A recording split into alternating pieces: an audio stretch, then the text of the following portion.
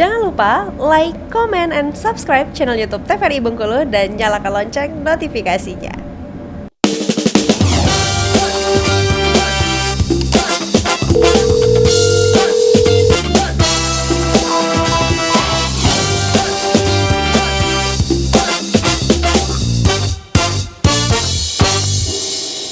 Terima kasih pemirsa, Anda kembali menyaksikan Dokter Kita dan kami kembali ingatkan kepada pemirsa di rumah yang ingin berkonsultasi secara langsung bisa kontak WhatsApp di 0811 101 3210. Kami sangat menunggu pertanyaan dari pemirsa di rumah.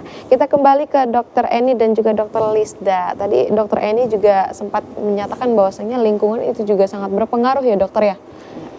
Lingkungan higienis. Oke, boleh langsung kita lanjutkan ke materi pada hari ini, dokter? Ya. Ini batas demam tifoid tadi ya? Demam tifoid. Yang menular. Iya. Jadi penyakit-penyakit infeksi itu memang kuncinya jangan sampai masuk ke kita. Jangan sampai masuk ke kita dan dia tergantung dia menularnya dari mana. Nah, kalau COVID tadi kan kita sudah tahu dia menularnya dari droplet saluran pernapasan ya, batuk, bersin. Berarti ini kan pakai masker gitu ya. Nah, kalau yang demam typhoid ini kan fekal oral. Jadi dari makanan yang termakan yang mengandung bakteri Salmonella typhi. Di mana Salmonella typhi-nya bisa didapat dari air gitu. Nah, makanya kalau kita makan makanan yang tidak dicuci dengan baik, dicuci kok dok, tapi kalau dicucinya di ember yang airnya itu aja, itu belum sesuai dengan SOP lah gitu ya. Harus di air mengalir dan air bersih. Kalau air mengalirnya juga mengandung Salmonella typhi kan percuma ya, jadi dia nempel. Nah, ini dari makanan, berarti sebelum makan kita juga harus cuci tangan. Kita menganggap remeh cuci tangan, padahal cuci tangan itu sudah mengurangi kemungkinan penyebaran infeksi itu 50%. Gencarnya hanya di COVID-19 saja kemarin cuci tangan. Oh, enggak, sebenarnya cuci tangan itu adalah bagian PHBS, persiapan hidup bersih dan sehat. Jadi cuci tangan yang 7 langkah itu sudah bagian dari semua infeksi. Jadi kalau kita sudah pakai masker, kita sudah mencuci tangan, kita sudah makan makanan sehat, itu kita sudah melakukan pencegahan penyakit infeksi dengan baik gitu. Nah, jadi ibaratnya kan kalau ada bakteri atau virus ya, di bakteri, ini virus, ini parasit.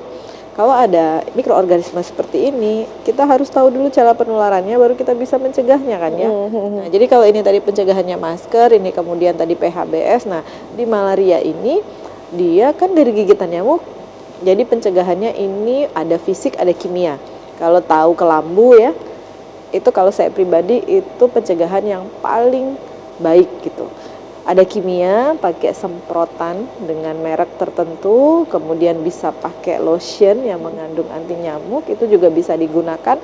Tetapi ini harus memperhatikan usia. Ada lotion atau ada obat kimia semprot yang harus hati-hati penggunaannya pada balita atau bayi di bawah 1 tahun. Kalau saya pada saat dulu masih malaria, dulu Kemenkes membagikan kelambu gratis, itulah yang saya pakai. Termasuk pada saat anak-anak saya bayi. Anak saya bayi itu anak PTT, tinggalnya di daerah. Jadi semua vaksinasinya vaksinasi puskesmas. Kalau sekarang ada vaksinasi yang berbayar, dia tetap vaksinasinya puskesmas. Kemudian ini ada cikungunya. Cikungunya ini juga nyamuk. Ini nyamuk, ini bukan ya. Ini nyamuk sama dengue nyamuk. Ini nyamuk, jadi kelambu juga bisa digunakan untuk pencegahan. Tetapi DBD dan cikungunya ini nyamuknya hidup pada siang hari. Jadi makanya sering dapat di sekolah. Tetapi kalau malaria nyamuknya di malam hari. Makanya kita kalau tidur pakai kelambu. Nah, kalau di sekolah lebih diutamakan kebersihan sekolah, menghindari lokasi-lokasi di mana jentik nyamuk bisa menetas menjadi nyamuk dewasa. Makanya itu ada 5M. 3M plus ya, 3M plus menguras, membersihkan bak, mengubur dan seterusnya. Nah, ini untuk membunuh yang penyebab DBD dan cikungunya. Tapi kalau malaria ini lebih pada malam hari. Tetapi apapun ini di rumah, di pemukiman, ini di sekolah, kita tetap harus 3M plus itu tadi. Antara malaria dan juga cikungunya ini kan sama ya dokter, dari nyamuk. Yang membuat mereka berbeda itu seperti apa dokter? Kalau malaria ini dibawa oleh nyamuk Anopheles. Kalau ini dibawa oleh Aedes sama dengan dengue. Kemudian kalau malaria ini nyamuknya membawa parasit. Namanya parasitnya Plasmodium malariae, falciparum dan seterusnya. Kalau cikungunya ini virus cikungunya yang dibawa nyamuknya. Kalau demam berdarah dengue itu membawa virus dengue. Jadi nyamuk tuh kayak kendaraan untuk menggigit yang berikutnya. Di dalamnya ada ini tadi, parasit malaria, ada virus cikungunya, ada virus DBD gitu. Nah, tapi kalau si COVID dia nggak perlu hospes perantara. Betul. Dia langsung aja. Kalau kamu ketemu aku, ya udah saling menular. Nah, makanya kalau di sini ada proses isolasi supaya tidak menularkan secara langsung. Artinya sama tapi tidak sama ya dokter ya, antara malaria dan juga cikungunya. Makanya kalau kita mau belajar tata laksana penyakit, kita harus tahu dulu karakteristik penyakitnya. Kita mau bunuh nyamuknya, dia tuh virus loh, gitu kan. Pernah ada usulan untuk melakukan fogging serentak di seluruh wilayah. Tapi itu mengganggu keseimbangan lingkungan, satu. Kemudian dia juga punya fase telur. Jadi kita harus mempelajari dulu kan, fase dari nyamuknya. Ada fase telur, menetas, dan seterusnya. Mana yang mau kita bunuh? Kita bunuh dewasa, telurnya menetas. Jadi dia muter gitu terus. Jadi artinya kalau saya pribadi, keseimbangan alam itu tetap harus dijaga. Tapi bagaimana kemudian kita mencegah nyamuk itu tidak menggigit kita? Ada juga teknik biologi membuat, mohon maaf, mandul nyamuknya. Jadi dia tidak berkembang biak, tapi itu ditentang oleh para ilmuwan. Karena itu tadi, keseimbangan alam itu tetap harus terjaga. Nyamuk itu menjaga ada hewan yang memakan nyamuk gitulah ya, pokoknya dari para ilmuwan di lingkungan. Nah, itu juga menjadi kajian-kajian khusus. Kalau kita di medis fokus pada bagaimana mencegah, preventif, kemudian bagaimana mengobati supaya tidak menjadi komplikasi yang berat kan. Karena kan ada rantai makanan ya dokter ya? Betul, karena bagaimanapun penyebarannya dia nggak bisa lepas dari lingkungan itu sendiri. Kalau misalnya dibuat mandu, ada teknologi biologi yang bisa melakukannya. Kalau kita tidak, jadi memang kedokteran itu harus ada etika-etika yang harus dipegang. Etika lingkungan, etika pada perlakuan pada manusia, etika perlakuan pada hewan, dan seterusnya. Jadi hal itu menjadi perhatian ketika kita mengambil kebijakan-kebijakan itu nggak boleh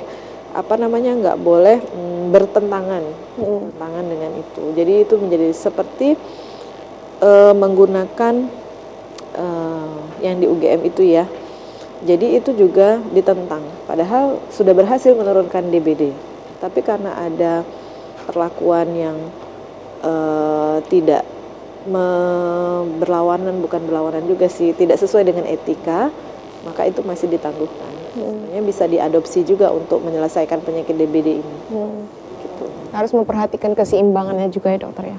Betul sekali. Jadi harus memperhatikan keseimbangan alam, etika pada manusia. Kemudian dulu pernah dibagikan kelambu yang ada obatnya, ternyata obatnya itu beberapa.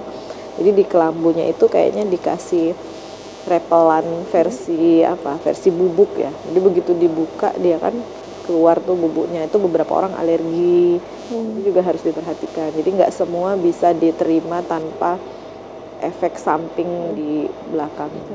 Harus diperhatikan betul. Jadi untuk yang DBD-nya, saya pikir sudah DBD-nya ini kita sudah clear bahwa dia ini harus dicegah dengan, kalau bisa nyamuknya nggak gigit gitu. Jadi yang pakai nyamuk-nyamuk itu kalau bisa nyamuknya jangan gigit kita dan jangan menularkan kita. Nah, kita bisa tutup rumah sebelum malam itu ya. Kemudian pakai kelambu, itu pencegahannya. Kalau yang demam typhoid ini lebih ke PHBS. Baik dokter, sebelum kita lanjutkan, kita harus jeda terlebih dahulu. Pemirsa jangan kemana-mana, tetap saksikan dokter kita.